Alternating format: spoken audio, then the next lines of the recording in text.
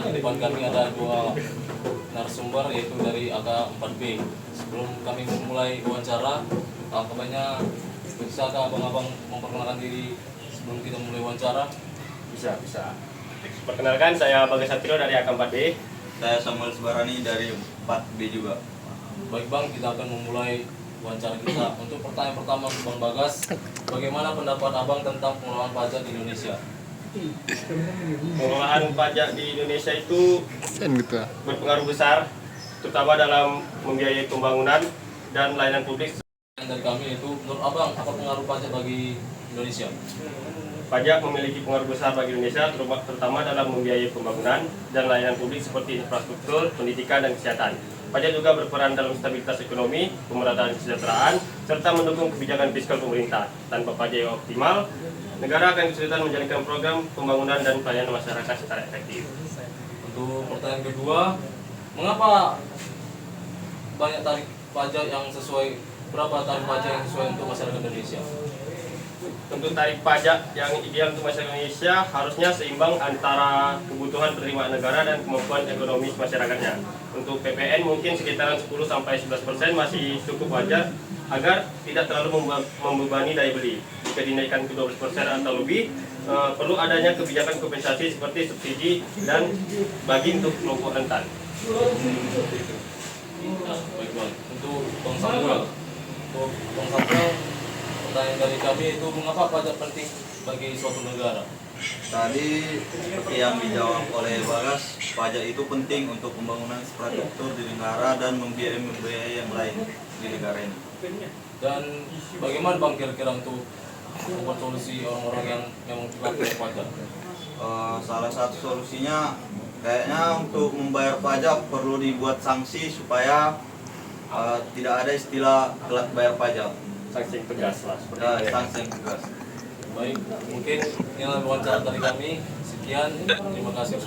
Selamat siang untuk Ibu Susi. Saya William Felix Otang dari AK2B akan mewawancarai abang-abang kelas, yaitu dari kelas 4B. Pertama-tama abang-abang sekalian bisa memperkenalkan diri. Saya Samuel Pijaya. Dan saya Jonathan Valentinus Menjuntak, NIM 230508, tempat tinggal di Pembangunan. Oke. Untuk pertanyaan pertama untuk Bang Samuel, bagaimana pajak dimaksimalkan oleh pemerintah? Bagaimana menurut Abang Samuel?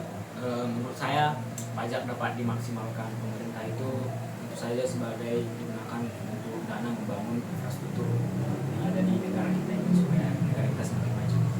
Kira-kira menurut Abang ini infrastruktur kita pada tahun-tahun sebelumnya dan pada tahun ini sudah termasuk baik atau malah makin menurun?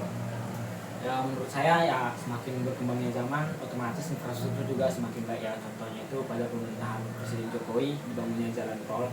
Ini contohnya dari jalan tol Medan ke Sinaksak Siantap, itu salah satu contohnya menurut saya sudah makin berkembang.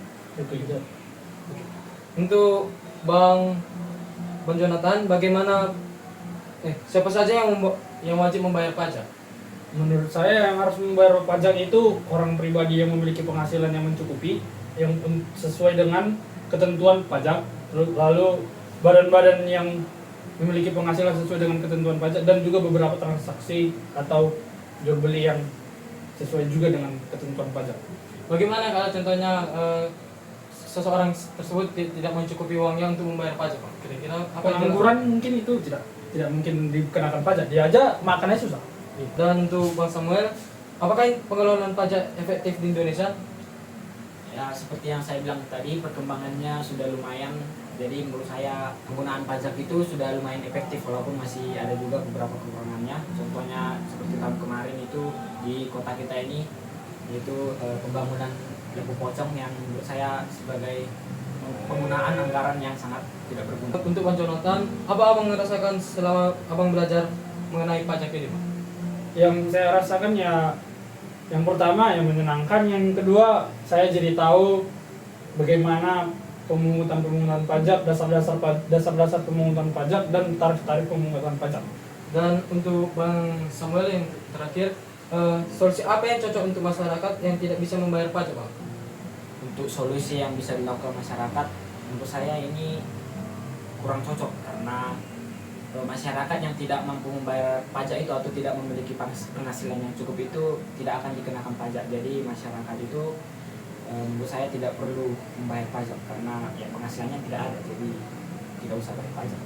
Terima kasih untuk abang-abang sekalian telah memberikan pembelajaran mengenai informasi pada hari ini mengenai pajak.